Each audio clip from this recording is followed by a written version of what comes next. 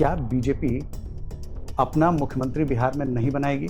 20 साल से हम पिछलग्गू पार्टी के रूप में बने हुए हैं। ये आपका कब प्लान? मैं आपको एक बताता हूँ, बीजेपी एनडीए चलाती है, हमारी कोई पिछलगू नहीं है, हम कोई अगलगू नहीं है। लेकिन विपक्ष से सवाल, मैं देखो विपक्ष से अपने घर संभाले, पहले उनकी लठबंधन ठगबंधन को इकट्ठा करे हो। क्या मुख्यमंत्री नीतीश कुमार ही होंगे? देखो मूल मुद्दा बिहार को परिवर्तन करना है। प्रियंका गांधी और कांग्रेस पार्टी, उनकी सहयोगी आरजेडी वाले चाहते हैं बिहार की गरीबों के अधिकार को रोहिंग्या को दे दे। ये पांचों पार्टियों की एक सामाजिक सम्मिश्रण, ये राजनीतिक गठबंधन नहीं, एक सामाजिक गठबंधन। इस सामाजिक गठबंधन को बिहार की जनता पिछले 20 साल से परखा है कि परिवार को संभालने में भी किसी को मेहनत करना पड़ता है। माँ तो सबको संभाल के चलती है ना। उनके वहाँ ना नंबर की तय है, ना नेतृत्व की कोई स्पष्टता है, ना उनमें कोई आधे दर्जन से ज्यादा सीट में आपस में आमने सामने है। हमने अपने राजनीतिक शब्द में कहा देयर इज नो वैकेंसी। क्या दावा क्या है? देखो मैं ज्योतिषी नहीं हूँ, मैं राजनीतिक कार्यकर्ता हूँ। मैं लोगों की मन और आंखों को पढ़ पाने का थोड़ा अभ्यास किया हूँ। मैं तो पार्टी के गिलहरी हूँ ना। जब पार्टी मन बना चुका है, हमें देश की समाज सेवा के लिए, बिहार की विकास के लिए मतदान सूची को सुव्यवस्थित करना ये चुनाव आयोग की काम है। लेकिन इसे उन्होंने किसकी वकालत करते हैं? बांग्लादेशियों का, रोहिंग्या की। बाकी उनके खानदान में पीढ़ी दर पीढ़ी शासन रहा। भारतीय जनता पार्टी अनेक राज्यों में अपना ताकत में दायित्व लिया है, अनेक राज्यों में गठबंधन में दायित्व लिया है, अनेक राज्यों में। नमस्कार, मैं हूं केशव और आप देख रहे हैं प्रभात खबर का डिजिटल प्लेटफॉर्म। आज सच पूछेगा बिहार के सेगमेंट में आप तमाम दर्शकों का स्वागत करता हूं और मेरे साथ आज बेहद खास मेहमान होने वाले हैं और ये पूरा जो इंटरव्यू है वो बेहद खास होने वाला है क्योंकि आज बिहार बीजेपी के प्रभारी धर्मेंद्र प्रधान हमारे साथ मौजूद हैं। उनके साथ हम कई सारे सवाल पूछेंगे, सवाल ऐसे जो बिहार जानना चाहता है, सवाल ऐसे जिससे बिहार तारुफ रखता है और वो सवाल जिससे बिहार को जानना चाहिए। हमारे साथ मिथिलेश सर भी हैं और अजय सर भी हैं। तो तमाम हम सभी प्रभात खबर की टीम आज धर्मेंद्र सर से सवाल पूछेंगे। सर, तो सबसे पहले कि चुनाव, पूरी रणनीति आपकी बनाई हुई, सारे आप इसके रणनीतिकार कहे जा सकते हैं। पहले कैसा चल रहा है चुनाव, आप देख के क्या कह रहे हैं इस पूरे? बिहार मेरे दृष्टि से सदैव एक एस्पिरेशनल सोसाइटी ही होती है, एक आकांक्षी समाज बिहार है। सदैव नया करना, नया ढूंढना, नया बनाना, नवाचार की ओर अत्यंत प्रतिबद्धता रखने वाला समाज है बिहार। और प्रजातंत्र में चुनाव नवाचार को जन्म देने की एक सुखद अवसर होता है, सुअवसर होता है। नवाचार और चुनाव दोनों परिपूरक है बिहार की केस में। इसलिए बिहार में इस बार की जो विधानसभा चुनाव हो रहा है, एक एस्पिरेशनल सोसाइटी नई उमंग के साथ नई ऊंचाई को छूने के लिए अपने नए नेता चुनेगा, विधानसभा में चुनेगा, नई सरकार बनेगी। इस बैकग्राउंड में मेरा जो अनुमान है, मैं पिछले 20 साल से बिहार की राजनीतिक कार्यकर्ता के रूप में बिहार चुनाव में काम करने के लिए आता हूं। बिहार में फिर एक बार एनडीए के प्रति, एनडीए के नेता माननीय प्रधानमंत्री श्री नरेंद्र मोदी जी और बिहार के मुख्यमंत्री श्री नीतीश कुमार जी के प्रति और एनडीए की जो 5 पार्टियों की गठबंधन है, जिसमें बीजेपी है, जेडीयू नीतीश कुमार जी के नेतृत्व में है, लोक जनशक्ति पार्टी चिराग पासवान जी के नेतृत्व में है, हम जीतन राम मांझी जी के नेतृत्व में है और आदरणीय उपेंद्र कुशवाहा जी हैं अपने पार्टी के साथ। ये पांचों पार्टियों की एक सामाजिक सम्मिश्रण, ये राजनीतिक गठबंधन नहीं है, एक सामाजिक गठबंधन है। इस सामाजिक गठबंधन को बिहार की जनता पिछले 20 साल से परखा है, जांचा है, भरोसा किया है। इस बार की चुनाव इस भरोसे को रिन्यूअल करने की चुनाव है। लेकिन इस भरोसे को जोड़ने में आपको काफी मशक्कत करनी पड़ी, जैसे कि सीट बंटवारे में बहुत सारी दिक्कतें आई, सामना करना पड़ा, कभी चिराग पासवान की तरफ से तो कभी जीतन राम मांझी की तरफ से, उपेंद्र कुशवाहा की तरफ से। तो हालांकि ये तो अब आगे बढ़ गई है चीजें, अब सारी कुछ चीजें सेट हो गई है, लेकिन बहुत मुश्किल आई। देखिए, परिवार को भी संभालने में भी किसी को मेहनत करना पड़ता है। माँ तो सबको संभाल के चलती है ना, भाई अपना भूमिका निभाता है, बहन अपना भूमिका निभाता है, पिताजी का अपना बड़ा व्यक्तित्व रहता है। सभी की भूमिका ही महत्वपूर्ण है, किसी की भूमिका बड़ा नहीं है, किसी की भूमिका छोटा नहीं है। परिवार जैसे चलता है, परिवार एक तत्वों पे चलता है, फिलोसफी पे चलता है, प्रतिबद्धता से चलती है, क्लैरिटी पे चलती है। आज एनडीए उस क्लैरिटी के साथ हमने अपना सीट की नंबर तय किया, सीट की आइडेंटिफिकेशन किया, प्रत्याशियों को जीतने वाले में चयन किया, उसकी सामाजिक आधार को समन्वय में रखा। हमने रणनीति सामूहिक बनाई, प्रचार सामूहिक कर रहे हैं, मुद्दे भी सामूहिक रखे, आपने संकल्प भी सामूहिक किए। हमारी उस एकरूपता इस बार बिहार की जनता की भरोसा फिर जीतेगी, यही पूरा लक्षण है। हमारे सामने जो प्रतिस्पर्धा में है, उनके वहां ना नंबर की तय है, ना नेतृत्व की कोई स्पष्टता है, ना उनमें कोई आधे दर्जे से तो ज्यादा सीट में आपस में आमने सामने है। इसलिए का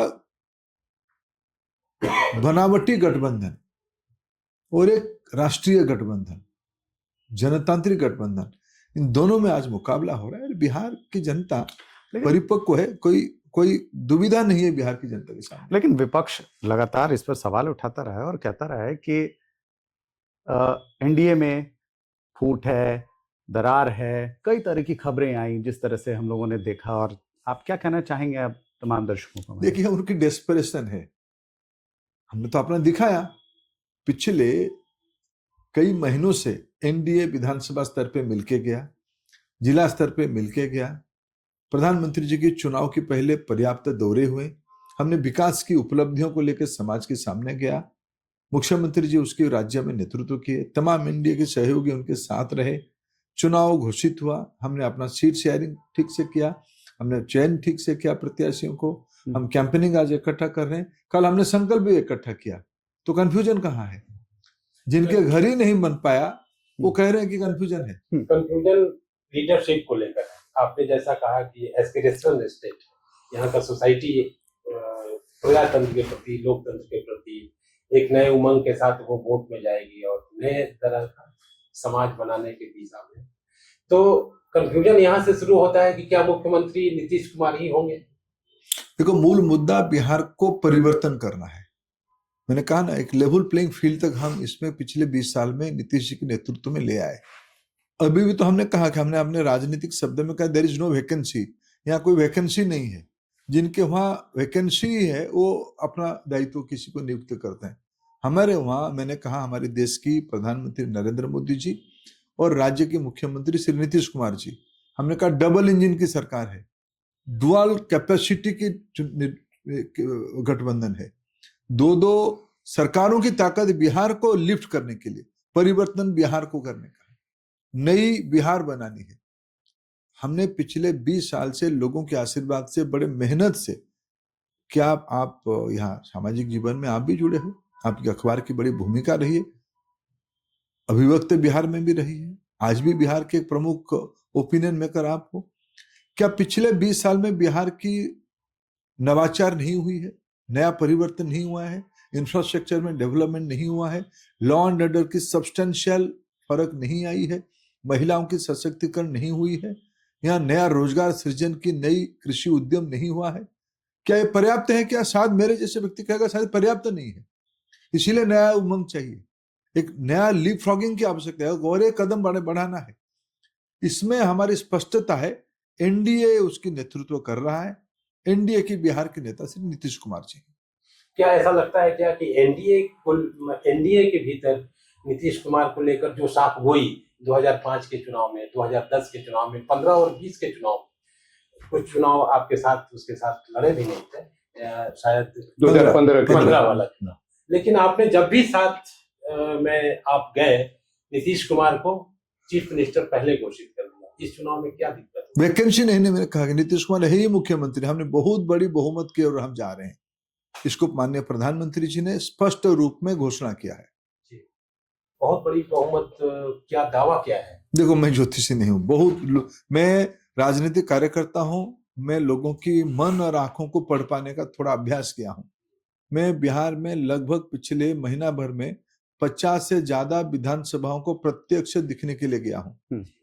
मैं पूर्णिया की तरफ गया था, मैं दरभंगा की तरफ गया था, मैं आरा गया, मैं छपरा गया, मैं पटना की अन्य कंस्टिट्यूंसी में गया हूं। मैं बिहार की सारे कंस्टिट्यूंसी की रोज खबर रखता हूं, मेरे अन्य सहयोगियों से चर्चा करता हूं, अखबार पढ़ता हूं, लोगों को मिलता हूं।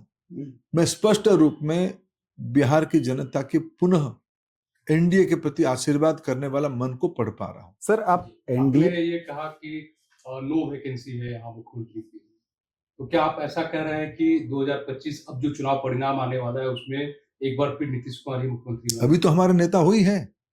ये प्रश्न कब आने वाले ये प्रश्न के बाद में वैकेंसी कब आता है? जब वैकेंसी है ही नहीं तो उसका प्रश्न क्यों है? सर, एक मेरा सवाल वो सीधे धर्मेंद्र प्रधान से है कि क्या बीजेपी अपना मुख्यमंत्री बिहार में नहीं बनाएगी? 20 साल से हम पिछलग्गू पार्टी के रूप में बने हुए हैं, ये आपका कब प्लान? मैं आपको एक बताता हूं, बीजेपी एनडीए चलाती है। आज देश में प्रधानमंत्री नरेंद्र मोदी एनडीए की प्रधानमंत्री है। हमारी कोई पिछलगू नहीं है, हम कोई अगलगू नहीं है। लेकिन विपक्ष सवाल मैं देखो, विपक्ष अपने घर संभाले, पहले उनकी लठबंधन ठगबंधन को इकट्ठा करे, वो उनकी फोटो किसकी रहेगा नहीं रहेगा वो पहले तय कर ले। विपक्ष तो यहां निराशा में है, विपक्ष कुंठा में है। मैं आपको बताता हूं, भारतीय जनता पार्टी पिछले 11 साल से देश की दायित्व में है। उसकी पहले 1998 से 2004 तक पहले 6 साल, और फिर बाद में पिछले 11 साढ़े 11 साल, 17 साढ़े 17 साल हम देश की सेवा भी कर रहे हैं। किस आधार पे कर रहे हैं? श्री अटल बिहारी वाजपेयी जी की नेतृत्व में हमने सत्ता चलाई 98 से आगे। 96 में समता पार्टी, आज जो जनता दल यू है, जिसके नेता आदरणीय श्री नीतीश कुमार जी हैं, जिनके नेता कभी देश के कद्दावर नेता होते थे आदरणीय जॉर्ज फर्नांडिस साहब, वाजपेयी जी, आडवाणी जी, जॉर्ज फर्नांडिस साहब, ये मिलके देश में राष्ट्रीय जनतांत्रिक गठबंधन बनाए। हमारी एक सोची समझी रणनीति है, हमें देश में कांग्रेस की वैकल्पिक शासन प्रणाली खड़ा करना है। भारतीय जनता पार्टी अनेक राज्यों में अपना ताकत में दायित्व लिया है, अनेक राज्यों में गठबंधन में दायित्व लिया है। अनेक राज्यों में, बिहार ऐसे एक राज्य है, यूपी में हम गठबंधन चलाते, भले ही हमारा नेतृत्व है, लेकिन हमारे साथ वहां राजभर जी हैं, हमारे साथ वहां निषाद जी हैं, हमारे साथ वहां पटेल जी अपना मुख्यमंत्री है। वो राज्य के विषय है। आपने सब जगह पे हमारा मुख्यमंत्री होगा कोई जरूरी नहीं है। हमने अनेक राज्यों में हमने कभी कर्नाटक में हमने कुमार स्वामी जी को मुख्यमंत्री बनाया था। देखो, गठबंधन होता है। ये गठबंधन की बात एक तरफ है, मैं मानता हूं कि आप गठबंधन के साथ, ये देश की आवश्यकता है, देश की आवश्यकता है। मैं दूसरी तरफ से ये भी देख रहा हूं कि आप गठबंधन में आए नीतीश जी के साथ, बिहार का काफी विकास हुआ, बिहार अब बदला हुआ है। 20 साल पहले और 20 साल के बाद में काफी कुछ अंतर आया। सुशील मोदी भी थे, ये कहा जा रहा था कि वो डिप्टी सीएम थे, लेकिन वो मुख्यमंत्री का चेहरा बन रहे थे। बिहार में आपके पास, आपको नहीं लगता कि कुछ खाली? बिहार में भारतीय जनता पार्टी में कोई क्षमता की, दक्षता की कमी नहीं है। मैं ऐसे अनेक नेताओं के नाम गिना सकता हूं जिनकी दक्षता, उनको कुछ भी दायित्व दे उसको बखूबी निभा सकते हैं। विषय वो नहीं है।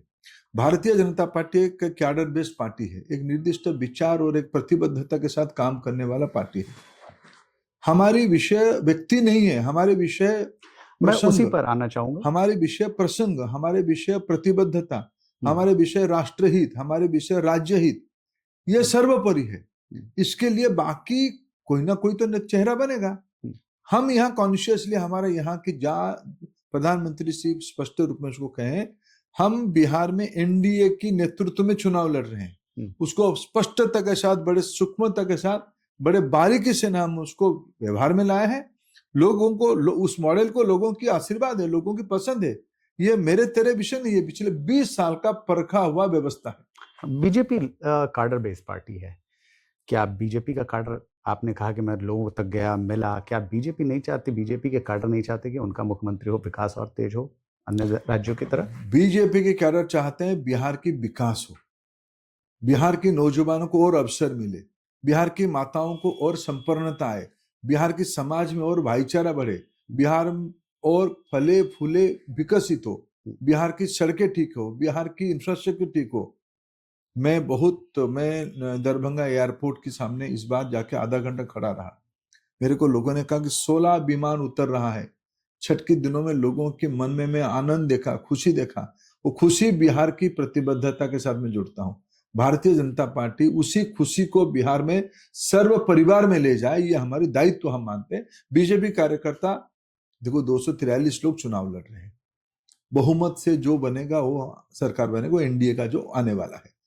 लेकिन लाखों कार्यकर्ता अपना तन मन धन समर्पित करते हैं राजनीति में, एमएलए बनने के लिए नहीं, मंत्री बनने के लिए नहीं, बनते हैं कॉज के लिए। भारतीय जनता पार्टी उस विचार स्पष्टता लक्षाधिक कार्यकर्ताओं के मन में भरा है, क्योंकि हम एक विचार से आते हैं। हम उस विचार से एनडीए को एक्सपैंड किए हैं, समभावापन्न लोगों को एकत्रित किए हैं। आज हम एक मजबूत राजनीतिक विकल्प के नाते पिछले 20 साल में बिहार में हमने दायित्व निभा रहे हैं। आप दायित्व की बात कर रहे हैं, वहीं आपके कुछ ऐसे विधायक हैं जो इस बार उन्हें टिकट नहीं मिला। आपने कहा कि हम विकास की बात करते हैं और विकास के सारे हमारे कार्यकर्ता और नेता जो भी है वो विकास को लेकर आगे बढ़ रहे हैं। कुछ ऐसे हैं जिनको टिकट नहीं मिले, अब वो बागी हो गए, उनका क्या उपचार करेंगे? देखिए, हम पार्टी, क्या वो मुश्किल नहीं खड़ी करेंगे? कोई मुश्किल नहीं है। तो बिहार की जनता जब तय कर चुका है, बाकी मेरे मन क्या होता है, मैं कौन होता हूँ? मैं तो पार्टी के गिलहरी हूं ना। जब पार्टी मन बना चुका है, हमें देश की समाज सेवा के लिए, बिहार की विकास के लिए, हमें देखो गठबंधन या पार्टी को जिताना, ये दोनों चीज के लिए प्रत्याशी चयन करना पड़ता है। प्रत्याशी जीतने वाला होनी चाहिए, प्रत्याशी सर्वश्रेष्ठ होनी चाहिए, प्रत्याशी सर्वाग्रही होनी चाहिए। इसको विवेक करने के लिए एक प्रजातांत्रिक प्रक्रिया है, एक राजनीतिक प्रक्रिया है। पार्टी ये करते करते कभी एक आधा बार चूक भी हो जाती है, लेकिन पार्टी सर्वोपरि होती है। पार्टी राज्य और देश के हितों को ध्यान में रखते हुए करती है, ना कोई व्यक्ति के हित और ध्यान को करती है। प्रधान जी, एक महागठबंधन में दो बड़ी पार्टियां जो है उनकी, कांग्रेस और राजद, दोनों में सीएम फेस को लेकर बहुत कॉन्ट्राडिक्शन रहा। बाद में कांग्रेस एक्सेप्ट की, तो वो दुविधा कहीं बीजेपी और कोई दुविधा नहीं है। देखो, भारतीय जनता पार्टी अपने कार्यकर्ताओं को कोई निराशा या कोई ऐसा संकेत आप देख रहे हैं, प्रधानमंत्री जी की सभा हो रही है। कल मुख्यमंत्री जी अलीनगर गए थे मैथिली ठाकुर को आशीर्वाद करने। किस प्रकार की उत्साह था, कोई दुविधा है क्या? आज सुबह खजोली गए थे, अरुण शंकर प्रसाद की वहां मैंने फोन किया अरुण शंकर जी को, उन्होंने मुख्यमंत्री जी मेरे वहां आए हैं, वहां सभा रोड शो चल रहा है। सर्वदूर बिहार में एनडीए एकजुट है। 243 कंस्टिट्यूंसी में कल चिराग पासवान जी और जगत प्रकाश नड्डा जी जाने वाले थे ब्रह्मपुर, मौसम खराब कर नहीं जा पाए। दोनों कल पहुंचे विक्रम, लड़ रहा है बीजेपी। दोनों की सभा अभूतपूर्व हुई है। एनडीए में बाकी वो महागठबंधन है या ठगबंधन है या लड़बंधन है, वो जाने, कोई एकरूपता नहीं है। कौन कहाँ लड़ रहा है, कौन नेता है, कौन उसको कोऑर्डिनेट कर रहा है, किसी को पता नहीं। वो अपने आपस के अंतर विरोध में फंसे हुए हैं। भारतीय जनता पार्टी या हमारे एनडीए सहयोगी दलों में कोई गठबंधन के बारे में अस्पष्टता नहीं है, स्पष्ट है। हम लोग एकजुट होकर चुनाव लड़ रहे हैं। लेकिन यह एक युद्ध क्या जंगल राज का जो मुद्दा है वो 20 साल पुराना, जो लालू प्रसाद का शासन था तब से 2005 से अब 25 में हम लोग बैठ के बात कर रहे हैं जंगल राज। और आपने जो बताया कि एक रोड मैप विकास का, डेवलपमेंट का, खुशहाली का, तो जंगल राज की तुलना में वह मुद्दा जो आप करना चाहते हैं वह क्यों प्राथमिकता नहीं पा रहा है? ये दोनों है। भाषणों में देखिए, हमने देखो, हमारी नेतृत्व यहाँ क्या कर रहा है, हमारी कामों की उपलब्धियों को हम तो गिना ही रहे हैं। हमने यहाँ इंफ्रास्ट्रक्चर खड़ा किया, हमने लॉ एंड ऑर्डर को ठीक किया, हमने महिलाओं की विकास किया, हमने रोजगार बढ़ाने की अनेक उपाय किए। ये तो हम कह रहे हैं, लेकिन ये राजनीति में ये कहते हुए हमारी प्रतिद्वंदियों की असली चेहरा को भी बेनकाब करना ये राजनीतिक आवश्यकता है।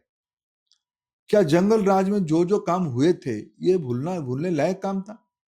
देखो, राजनीति में द्वंद्व प्रतिद्वंद्व, सहमति असहमति रहेगा, लेकिन प्रतिद्वंदियों को एसिड में डुबा के मरवा देना, ये राजनीति होती है। अभी मैंने आज एक दिवालिया बयान पढ़ा सीपीआई एमएल की नेता आदरणीय दीपांकर भट्टाचार्य जी की। मैं व्यक्तिगत रूप में उनके विचार से कतई सहमत नहीं हूं, लेकिन मैं कभी लेफ्ट के मित्रों को दिखता हूं तो उनकी कुछ हिस्से की सरलता और सामाजिक प्रतिबद्धता के बारे में मेरे मन में आदर रहती थी। चलो मैं उनकी पद्धति से ना वो सहमत है ना हम सहमत है, लेकिन वो समाज के प्रति प्रतिबद्धता है। लेकिन दिवालियापन कहां तक आई? उन्होंने आज कहा कि जंगल राज एक भ्रम है, कोई है ही नहीं जंगल राज। तो मैं उनको प्रश्न पूछना चाहता हूं, हमारी उम्र की एक छात्र नेता होते थे 15-20 साल, चंद्रशेखर चंदू, जेएनयू के अध्यक्ष थे। हम उनके खिलाफ प्रचार करने भी आते थे उन समय में एबीवीपी की ओर से। क्या चंद्रशेखर चंदू निज हित में यहां हत्या उनकी हुई? घर की जमीन बाड़ी के हिस्से में उनकी हत्या हुई। वो लेफ्ट के नेता थे, हमारे साथ सहमत नहीं थे विचार से। किसने हत्या किया था? क्या शहाबुद्दीन ने उनको हत्या नहीं किया था? क्या शहाबुद्दीन जी के सुपुत्र चुनाव लड़ रहे हैं, क्या दीपांकर जी जाएंगे उनके लिए प्रचार करने, कहेंगे कि नहीं नहीं नहीं मेरे मित्र कॉमरेड चंद्रशेखर चंदू की हत्या गलत था, सही था वो हत्या ठीक किया तुम्हारा पिताजी ने, कहने वाले हैं? ये तो दिवालियापन है। क्या ऐसे जंगल राज की अब विषय जंगल राज की एक मुहावरा नहीं है, तो एक विचार है। लेकिन मैं एक विषय को पूरा करने दूं, आप एक भावनात्मक विषय उठाए। बिल्कुल। बताइए, लालू प्रसाद यादव जी को मौका मिला तो उन्होंने चारा घोटाला में खुद को छंद दिया, दोबारा उन्होंने देश के रेल मंत्री बने, बिहार की लोगों की, गरीब लोगों की जमीन को उन्होंने बंधक रखा, भ्रष्टाचार में उनको कब्जा किया, नौकरी के आवेश में। क्या जंगल राज के नमूना नहीं, तो मानसिकता उनकी बन चुकी है। बिहार इसको पिछले 20 साल से दफनाया हुआ है। उस मानसिकता को उन्होंने, बिहार ने बार बार पराजित किया है। मेरे राजनीतिक दायित्व बनती है ये मानसिकता को हराना, विषय घटना को याद दिलाना, वो मानसिकता है, उस मानसिकता को हराना हमारे दायित्व। मैं इसी पर आपके एक फुलटॉस बॉल आप पे डालता हूं कि अभी आपने देखा होगा कि खेसारी लाल यादव, उनका एक बयान आया कि उस समय फिरौती देख के लोग बच जाते थे, आज तो गोली मार दी जाती है। और उधर रोहिणी आचार्य ने कहा कि आप जिस जंगल राज की बात करते हैं वो तो एक वर्ग को उठाने के लिए आया। ये आपको नहीं लगता कि समर्थन करते ऐसे दिखाई दे रहे हैं उस? देखिए, मैं जंगल राज का भी समर्थन ये लोग करते हैं ना, उनको मैं कोई गंभीरता से उन लोगों को लेता नहीं हूं। बिहार उससे ऊपर है। बिहार कहाँ है, क्या है बिहार? बिहार दुनिया के अंदर प्रजातंत्र की जननी यही है, उत्पत्ति स्थल यही है। भारतीय सभ्यता संस्कृति की अखंड भूमि, तीर्थ क्षेत्र बिहार है। उस तीर्थ क्षेत्र को, उस पवित्र भूमि को 21वीं सदी में कौन नई ऊंचाई तक ले जाएगा? क्या एक जंगल राज की मानसिकता ले जाएगा? ये जो लोग टिप्पणी दे रहे हैं, कौन ये लोग? अनुभव क्या है? कोई परिवार से जन्म ले जाना कोई सामाजिक आधार नहीं बना देता है, कोई नेता नहीं बन जाते हैं। उनकी बयानों को गंभीरता से मत लीजिए। आज जो प्रमुख प्रतिद्वंदिता दो समूहों के बीच में हो रहा है, एनडीए और गठबंधन वाले, किसी ने तो मेरे को सलाह दिया, कहा कि उसको महा भी मत कहो कि वहां है ही नहीं। उनकी जो हमारी प्रतिस्पर्धा में प्रतिद्वंदी गठबंधन वाले हैं, उनके पास मुद्दा क्या है, उनकी परफॉर्मेंस क्या रहा है, उनकी विश्वसनीयता क्या है? मेरे कोई आपत्ति नहीं, उनकी मुद्दा, उनकी विश्वसनीयता, मेरे ऊपर उनके आरोप अप्रत्यारोप वो दे, हम भी उनके ऊपर दे रहे, हमारे ऊपर भी दे, हमें कोई आपत्ति नहीं, जनता को तय करने दे। लेकिन इसको जस्टिफाई करना, वहां कम से कम पैसा दे के छूट जाते थे, ये सब ये बिहार में प्रजातंत्र की धरती में, जहां जेपी के आंदोलन हुआ था, जहां आजादी की लड़ाई, जहां वीर कुंवर सिंह ने लड़ाई किया था, जहां जेपी के नेतृत्व में संपूर्ण क्रांति हुई थी, उस भूमि में आप इस प्रकार की बेहुदा अवांछनीय लोगों ने बयान देना, ये तो बिहार की जनता को ही अपमान है। आपने ये कहा कि एनडीए की सरकार आ रही है, इसमें शक नहीं है। आ रही है सरकार, 3 या 5 काम ऐसा उस कंटेक्स्ट में कि नीतीश जी की सरकार ने जाति की जनगणना करवाई और उसमें बहुत सारे पैरामीटर जो थे, उसमें अभी भी नेशनल एवरेज की तुलना में हम पीछे हैं।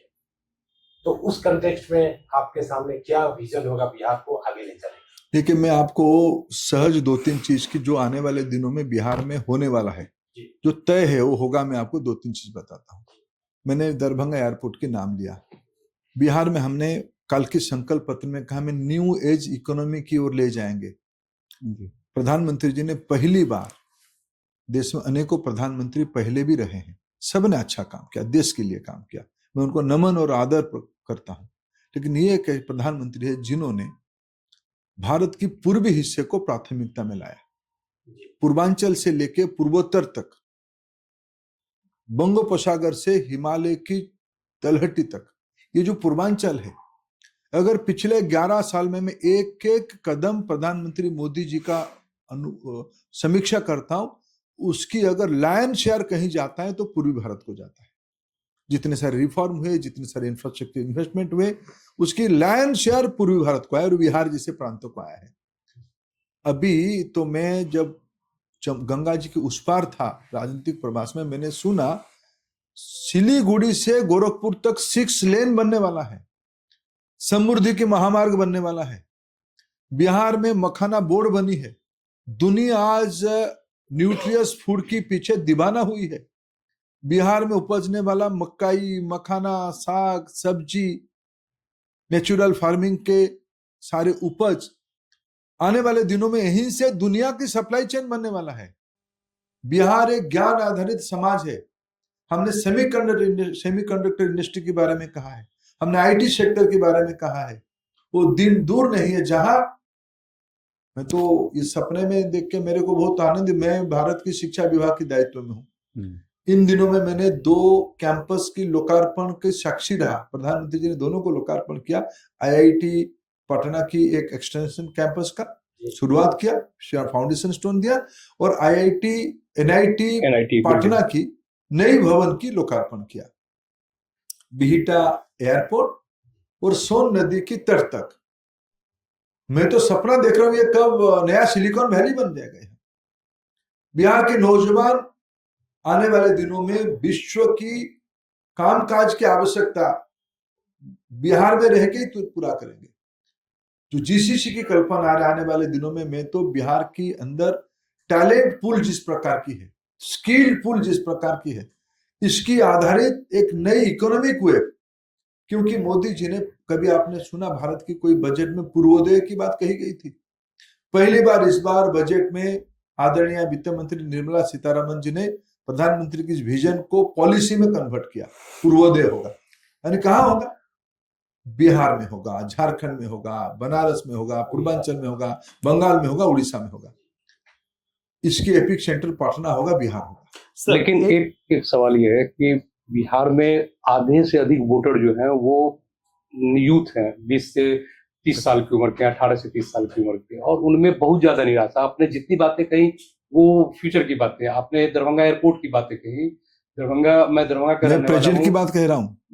मैं 16 एयरक्राफ्ट उतर रहा है अभी। मैं उसी बात पे आ रहा हूँ। मैं दरभंगा का रहने वाला हूँ। दरभंगा एयरपोर्ट पे जो भी उतरते हैं, उनकी चेहरे पे खुशी भले हो, जेबें पूरी फटी हुई होती है, क्योंकि बिहार का जो किराया है, आप बनारस में चले जाएं, यूपी का किराया एयरपोर्ट का, बैंगलोर से बनारस का किराया और बैंगलोर से पटना का किराया, बैंगलोर से दिल्ली से बनारस का किराया, दिल्ली से दरभंगा का किराया, अब एयर किराया मैं बात कर रहा हूँ, तो वो जमीन आसमान का अंतर है। इसी तरह यहाँ पे आईआईटी का, प्रधानमंत्री जी ने एनआईटी की बिल्डिंग का उद्घाटन किया, बहुत अच्छी बात है, लेकिन बिहार उस सभी पैरामीटर में सबसे पीछे है। ठीक है, उसके इसके लिए आजादी के 78 साल में आप 78 साल को अटल जी की 6 साल और मोदी जी की 11 साल, 78 साल में केंद्र में हमारे दायित्व में ये दोनों मिला के हुआ 17 साल। 78 साल बनाम 17 साल, उसके अंदर माइनस कर दो। मेरे बात सुनो, मेरे प्रयास को आप देखो, मेरे प्रतिबद्धता को देखो। मैं जब कह रहा हूं, जब सिलीगुड़ी से गोरखपुर की जब 6 लेन होगा, यही भविष्य वर्तमान है। आज बिहार में कहीं से कहीं जाओ, मैक्सिमम डिस्टेंस 3-4 घंटे। यही रास्ते पहले 8-10 घंटे दिन भर के रास्ते होते थे। सोसाइटी की एक स्पीड होती है, सोसाइटी की एक इवोल्यूशनरी प्रोसेस में टाइम रहती है। आज बिहार, आज समाज, मैंने शुरू में कहा, आपकी प्रश्न था कि क्या है बिहार में इस बार। बिहार में इस बार उत्साह है, सदैव उत्साह रहता है। अभी जिस पीरियड में हम लोग 21 बिहार भारत विकसित होने के लक्ष्य में हम लोग एकजुट हैं। विकसित भारत तब होगा जब बिहार ही विकसित होगा। बिहार विकसित की एक टाइमिंग बन चुका है। इस बार नई एनडीए सरकार को जो अवसर मिलेगा बिहार को एक नई छलांग में ले जाने के लिए। सर, आपके इसी सवाल जो आपने जवाब दिया उसी से मेरे को छोटे छोटे सवाल हैं। एक एक तरफ आप एनडीए के साथी हैं और उसमें नीतीश कुमार हैं। नीतीश जी उन्होंने खुद कहा कि हमारे पास लैंड लॉक देश हैं, हमारे पास प्रदेश हैं, हमारे पास लैंड की कमी है। तो आप इसको कैसे जस्टिफाई करेंगे कि हाँ विकास, जैसे उन्होंने कहा कि संभव नहीं है, लैंड लॉक है और मैं हमारे जमीन की आपको कमी देखिए, है। आप देखो, मैं आपको 2-3 अभी के अनुभव से बताता हूँ। ये चूंकि मेरे सवाल से ज्यादा ये पब्लिक के बीच के ना सवाल मैं हैं। पब्लिक की बीच भाषा ही आपको कहता हूँ। 2014 में इस देश में 300 करोड़ रुपया की एथेनॉल खरीदी होती थी। अभी मेरे को सौभाग्य मिला, देश की पेट्रोलियम विभाग के दायित्व में मैंने भी रहा। मेरे को भी सौभाग्य मिला कि मैं देश में प्रधानमंत्री नरेंद्र मोदी जी की विजनरी ग्रीन एनर्जी पॉलिसी की हिस्सा रहा, एथेनॉल पॉलिसी की हिस्सा रहा। अभी एथेनॉल सालाना खरीदी होती है 50,000 से ऊपर रुपया का, 300 से 50,000। इसकी सीधा सीधा फायदा देश में चावल, गेहूं, गन्ना और मकाई उत्पादन करने वाले किसानों को। आज देश की 3 राज्यों को सबसे ज्यादा फायदा मिला इस एथेनॉल पॉलिसी में। एक महाराष्ट्र, एक पंजाब, तीसरा बड़ा राज्य किसी को फायदा मिला उसका नाम है बिहार। उन दोनों को पुराने बेस पे मिला, चावल और गन्ने पे। मक्का आधारित एथेनॉल की एपी सेंटर बन गया है बिहार। अभी नए नए अभिनुष आएंगे। बिहार में लॉ एंड ऑर्डर की क्या स्थिति थी 20 साल पहले? अभी मैं तो आने वाले दिनों में मेरे को स्पष्ट दिख पा रहा हूं, गंगा जी में आने वाले दिनों में बिहार के अंदर कहीं ना कहीं जिस प्रकार की पीएम की विजन है रिवर वाटरवेज के बारे में, इनलैंड वाटरवेज के बारे में, देश की सबसे बड़ा रिवराइन पोर्ट, समुद्र से जहां जाके हिंटरलैंड के अंदर बिहार के कोई एक जगह पे गंगा जी की तट पे इस इलाका को सप्लाई चेन खड़ा करने के लिए बड़ा पोर्ट भी बनेगा। टेक्नोलॉजी आ गया है, समय आ गया है, इन्वेस्टमेंट की फ्लो बढ़ रही है। ये सब पॉलिसी ड्रिवन जब हो जाता है, बिहार इस स्टेज पे पहुंच गया है। ये बात सही है। बिहार को जिस प्रकार की पिछले आजादी के उपरांत स्थिति में, श्री बाबू का पीरियड छोड़ दीजिए, प्रारंभिक दिनों में 50s 60s की पीरियड को छोड़ने के बाद, विशेष करके 80s के बाद 2005 तक, ये जो 25 साल के कालखंड रहा, 80 से आगे 25 साल की जो इन 11 सालों में भी कोई खास डेवलपमेंट नहीं हुआ। किस समय में? पिछले 11 सालों में भी बिहार मैं में आपको 3-4 चीज गिनाया। अगर मैं आपको क्षमा चाहता हूं, अगर आप उसको डेवलपमेंट नहीं मानोगे, मैं तो हाथ जोड़ के आपको क्षमा मांगूंगा। वो डेवलपमेंट तो हुआ इंफ्रास्ट्रक्चर के साइड में। मैं उस युवाओं की बात कर रहा हूँ जो ये सारे युवाओं से रोजगार संबंधित विषय है। इंफ्रास्ट्रक्चर कोई हवा से कोई रेडीमेड चीज नहीं कि आके कोई बसा देता है, हो जाता है। यहाँ के लोगों को काम मिलता है, इकोनॉमिक इन्वेस्टमेंट होती है। लाखों करोड़ रुपए का हमने इस बार के संकल्प पत्र में कहा, हमने 50 लाख करोड़ रुपए की इन्वेस्टमेंट इन्विटेशन कर रहे हैं। इसके लिए भारत सरकार, राज्य सरकार मिलके, भाई रोड बनेगा तो इन्वेस्टमेंट आएगा ना। एयरपोर्ट, आप पटना एयरपोर्ट की स्थिति देखिए। अगर आप एम्स को, दूसरा एम्स हमने बनाया, हमने संख्या बढ़ाई, आईएम हमने बनाया। अब ये सारा विषय तो भारत सरकार ने किया। कि आपके लिए एक दौर में इलेक्शन स्ट्रेटेजी बनाने वाले एनडीए के, जिसमें भाजपा के भी एक मंत्री शामिल हैं, जदयू के भी एक मंत्री शामिल हैं, उन पर बहुत सारे आरोप लगाए। और वो चाहे वो एजुकेशन को लेकर हो, फाइनेंशियल करप्शन को लेकर हो, और उन आरोपों के बारे में अब तक मैंने एनडीए की ओर से, आप जैसे जो बड़े शख्स हैं उनकी ओर से, नहीं, प्रतिद्वंदी जनता के आरोप है, प्रतिद्वंदियों के आरोप है? नहीं, ये कोई प्रतिद्वंदी है ना जी, प्रतिद्वंदी है ना जी। भाई, प्रतिद्वंदी के आरोप का क्या मतलब है? कोई किसी को भी कुछ कह सकता है, कोई किसी को भी कुछ कह सकता है। यहां लड़ाई हो रहा है, मैं आरोप का विषय नहीं कहता हूं, लड़ाई हो रहा है एनडीए और गठबंधन की। बाकी बहुत लोग लड़ रहे हैं, सब अपना अपना बात कह रहे हैं, उनका अधिकार है, प्रजातंत्र है, किसको क्या आपत्ति है। लेकिन गंभीर होनी चाहिए, तथ्य आधारित होनी चाहिए, प्रमाण आधारित होनी चाहिए।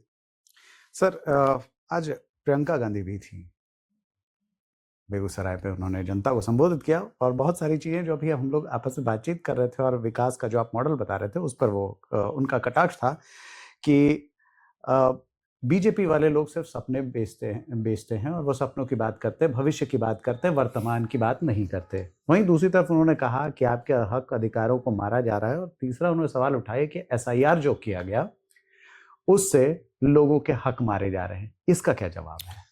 क्या प्रियंका गांधी जी और कांग्रेस पार्टी उनकी सहयोगी आरजेडी वाले चाहते हैं बिहार की गरीबों के अधिकार को रोहिंग्या को दे दे, बांग्लादेशियों को दे दे? एसआईआर संविधान की किताब लेके घूम रहे हैं। संविधान सम्मत इलेक्शन कमीशन की व्यवस्था है। इलेक्शन कमीशन की पहली बार हम एसआईआर नहीं कर रहे हैं। आजादी के उपरांत तुरंत एसआईआर हुई है। उनकी शासन था, उन्हीं की दादाजी के हाथ में, उनके परदादा के हाथ में शासन था, नेहरू जी के हाथ में शासन था। उस समय में एसआईआर हुई है। क्या किस लिए एसआईआर हुई थी? मतदान सूची को सुव्यवस्थित करना ये चुनाव आयोग की काम है। लेकिन इसे उन्होंने किसकी वकालत करते हैं? बांग्लादेशियों का, रोहिंग्या की।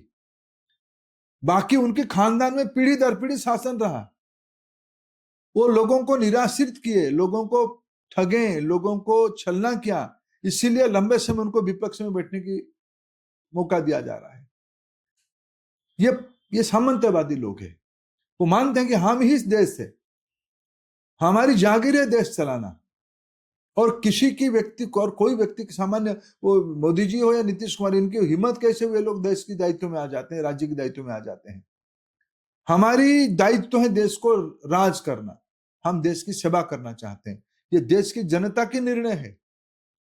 ये बीजेपी कांग्रेस की विषय नहीं है, एनडीए इंडी की विषय नहीं है। जनता की फैसला है प्रजातंत्र में। जिसको बहुमत आएगा वो दायित्व में रहेगा। हमें देश की जनता के आशीर्वाद राष्ट्रीय स्तर पे और अनेकों राज्यों में एनडीए को मिली है। गांधी परिवार की खैरात नहीं खा के हम नहीं जी रहे हैं। हम लोगों के आशीर्वाद से, लोगों के निर्णय से यहाँ बैठे। बाकी को जिनकी परिवार के ऊपर देश के संसाधनों को लूटने के लिए, जिनकी लोग पति, जिनकी भाई, जिनकी माँ जेल बेल के अंदर रहते हैं, वो ज्यादा बड़बोलापन नहीं करनी चाहिए। वही दूसरी तरफ उन्होंने ये भी मैं आपसे एक सवाल ये लेना चाहूंगा कि ये जो सीमांचल का हिस्सा है, वो आप राष्ट्र की बात करते हैं, देश की बात करते हैं, विकास की बात कर रहे हैं, तो ये जो सीमांचल का हिस्सा है, इसमें एक बहुत बड़ी आबादी ऐसी है जो घुसपैठ करके यहाँ आई है। एक सर्वे के दौरान भी ये बात सामने आई और एसआईआर में भी बहुत सारे वोटर्स कटे इसको लेकर। तो आपके लिए उस क्षेत्र को लेकर क्या प्लान है? समग्र बिहार के लिए हमारे सामने प्लान है। हम कोई विषय को, विकास को लेके ना कोई वर्ग, ना कोई इलाका, किसी को अनदेखा करते। जिस इलाका में हमने कहा कि हर एक जिले में हम इंडस्ट्री लेके, फैक्ट्री लेके आएंगे, सभी 38 जिले में लेके आएंगे। सबके आवश्यक, कहीं कृषि होगा, कहीं रिफाइनरी आधारित होगा, कहीं खाद आधारित होगा, कहीं मैन्युफैक्चरिंग होगा, कहीं सर्विस सेक्टर के होगा। अलग अलग इंडस्ट्री, उद्योग धंधे आएंगे। हर एक जिले को ध्यान में रखते होंगे। सीमांचल भी हमारे देश के एक महत्वपूर्ण इलाका होगा। तो सीमांचल का हिस्सा तो काफी खुला हुआ है, बॉर्डर खुली हुई है पूरी तरीके से। यही तो मुद्दा है। मुद्दा तो ही है, क्या ये सारा विषय चर्चा होना चाहिए कि नहीं होनी चाहिए? वही क्या इसको हम तो चाहते होनी चाहिए। हम उसको करें तो कोई कहेगा कि नहीं, आप एक निर्दिष्ट वर्ग में भय पैदा करना चाहते हैं, भय, आतंक की और घृणा की राजनीति को करना चाहते हैं। इस सारे को बिहार की जनता भी देख रही है। अब इस तरह विपक्ष का ये कहना है, चूंकि बात हम लोगों ने पूछा भी था, तो ये है कि 11 साल से भारत सरकार, केंद्र गृह मंत्रालय अमित शाह जी के पास है। अगर इतने लोग घुसपैठ हो गए तो या तो इलेक्शन कमीशन बताए, भारत सरकार बताए, नंबर बताए, सार्वजनिक करें कि कितने लोग इतने साल में घुसपैठ करके बिहार में आ गए थे। वो नंबर नहीं मिल पा रहा है। देखो, कोई जाग के सोया हुआ होने का अभिनय करेगा तो उसको कौन जगाएगा? ये तो मैंने एक विचित्र तर्क है ना भाई। आज देश की सरकार, केंद्र सरकार की अंदर देश कितना सजग, सुरक्षित है। कभी कभी तो हमारी पड़ोस की बयान से ही ये बात तो पड़ोसी कहता है, हमने नहीं भेजा। कभी कभी दुर्भाग्य इसी देश का है कि देश के प्रमुख विरोधी दल की भाषा हमारी पड़ोस की देश के हमारी भारत विरोधी शक्तियों के साथ टोन मिल जाती है। एक विचित्र विडंबना की स्थिति में हम पहुंचते हैं। इस विषय को मैं और ज्यादा एलाबोरेट नहीं करना चाहता हूं। देश की सीमा में हम क्या कर रहे हैं कभी कभी आप लोगों के अखबार में छप भी जाता है। कभी कभी भारत की सीमा को कोई अतिक्रमण करके घुसने का कोशिश करता है, उसकी हसरत क्या होती है आपके अखबार में हम भी पढ़ते हैं, समाज भी पढ़ता है। मैंने कई जगह देखा कि कई अल्पसंख्यक खासकर जो यूथ है वो उनमें भी बीजेपी के प्रति पॉजिटिव है जो काम हो रहा है। लेकिन एक दर्द है कि बीजेपी ने जो टिकट बांटे यहाँ 101 उसमें एक भी कोई माइनॉरिटी का चेहरा नहीं दिखा। तो चुनाव तो हम लड़ते हैं विनेबिलिटी के आधार पे, हमारी जो जनाधार है उसी के आधार पे हम चुनाव लड़ते हैं। शहनवाज हुसैन भी उस काबिल आप तो बड़े नेता है, हमारे अच्छे नेता है, मंत्री थे इस सरकार में, वाजपेयी जी की सरकार, ये बिहार में भी थे। बिहार में भी, लेकिन इस बार उनको ना दिल्ली में मौका मिला ना। हम चुनाव जीतने के लिए लड़ते हैं। हमको कौन सी कार्यकर्ता को कहां से लड़ाने में, सब यहाँ कार्यकर्ता होते हैं, कौन सी कार्यकर्ता को कहां से लड़ाने में जीता जाएगा उसकी हमारी प्रायोरिटी रहती है। सर कुछ चलते चलते और कुछ सवाल लेना चाहूंगा, छोटे छोटे सवाल कि बिहार की राजनीति में आप अभी अपने लिए चुनौती किसे मानते हैं, कौन सी पार्टी को मानते हैं? बहुत तो लड़ाई तो है हमारी गठबंधन के साथ है, पूरी गठबंधन के साथ। आरजेडी प्राइमरी आरजेडी, उनके तो बाकी बहुत सीटों में तो उनके आधे दर्जन से ज्यादा सीट से या 1.5 दर्जन की सीटों से उनके आपस में लड़ाई है, इसलिए किस सीट में क्या, लेकिन प्राइमरीली यहाँ हमारी लड़ाई गठबंधन से है। कांग्रेस उसे तो उनके हिस्सा है उनके। क्या कांग्रेस आपके साथ फाइट में है कहीं? देखो गठबंधन जब मैं कहता हूं तो गठबंधन ही है, तो सब उनका जितना भी बेमन हो, उन्होंने तो एक कुनबा, भानुमति का कुनबा तो उन्होंने बनाई है ना।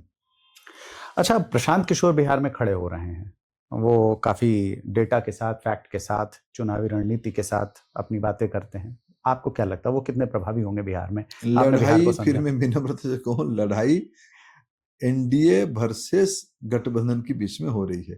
प्रजातंत्र में सभी को अधिकार है चुनाव लड़ने के लिए, अपनी बातों को रखने के लिए, सभी को हमारी शुभेच्छा। तो ये इस बार बीजेपी और जेडीयू दो मेन पार्टियां थी 2020 में जो चुनाव हुए, और बीजेपी से 2 उप मुख्यमंत्री बने।